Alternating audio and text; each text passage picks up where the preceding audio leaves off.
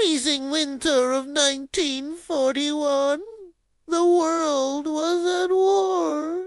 Amidst the chaos and clamor of battle, one name began to be whispered in fear by the invaders and in awe by her comrades, Ludmilla published. But before she became the deadliest female sniper in history, she was just a history student at Kiju University, a young woman with a sharp mind and an even sharper competitive streak. When her male friends boasted about their marksmanship skills at a local shooting club, Ludmilla wasn't content to just listen. She decided to show them what real talent looked like. She joined the club, and to everyone's surprise, she consistently outshot the boys. This wasn't just a hobby for her. It was a calling. She earned her sharpshooter badge and was even training as a parent. She was preparing for something, even if she didn't know what it was yet. When Germany invaded the Soviet Union, Ludmilla was among the very first to volunteer. She was in Odessa at the time, and she walked straight into the recruiting office. The recruiter, seeing a young, beautiful woman, tried to steer her towards nursing. But Ludmilla was firm.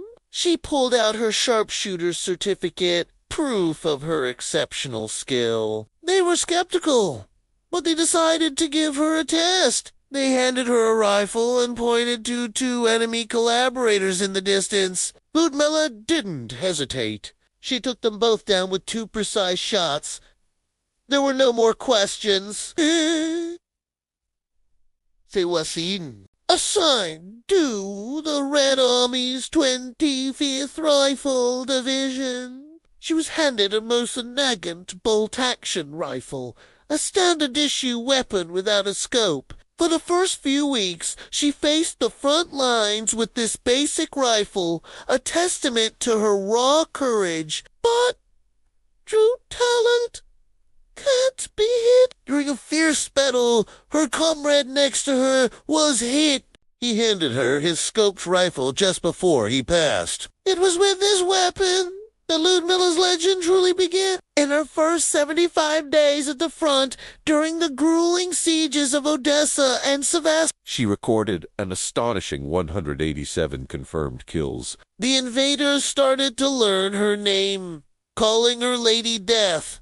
They feared her, but her own soldiers admired her. She wasn't just a sniper hiding in the shadows. She fought on the front lines, facing the same dangers as every other soldier. She endured mortar fire, artillery barrages, and the constant threat of being discovered. One of the most intense parts of her service was the counter-sniping duels. These were deadly chess matches where one wrong move meant instant death. She once engaged in a 3-day duel with a top German sniper who had been sent specifically to eliminate her. It was a battle of wits, patience, and pure skill. For 3 days they hunted each other. Finally, Ludmilla noticed a flicker of movement, a slight glint under a rock. She waited patiently until he made his move, and in that split second, she fired. She later found his logbook, which showed he had taken down over 400 Allied soldiers. But he couldn't beat Lady Death.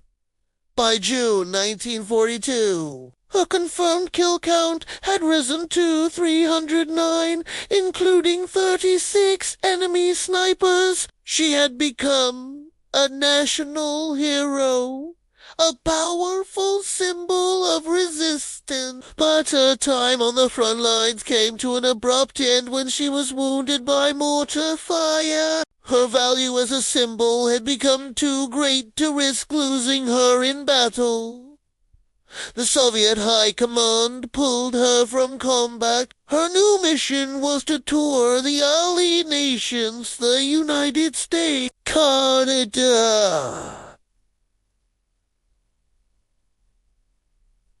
and Great Britain too.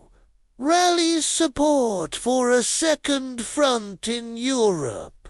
In America, she became the first Soviet citizen to be welcomed at the White House, where she formed an unlikely friendship with First Lady Eleanor Roosevelt. Initially, the American press focused on her looks and her uniform, asking trivial questions. But Lyudmila, with her characteristic directness, quickly turned the tables, saying, "Gentlemen, I am 25 years old, and I have killed 309 fascist occupants by now. Don't you think, gentlemen, that you've been hiding behind my back for too long?"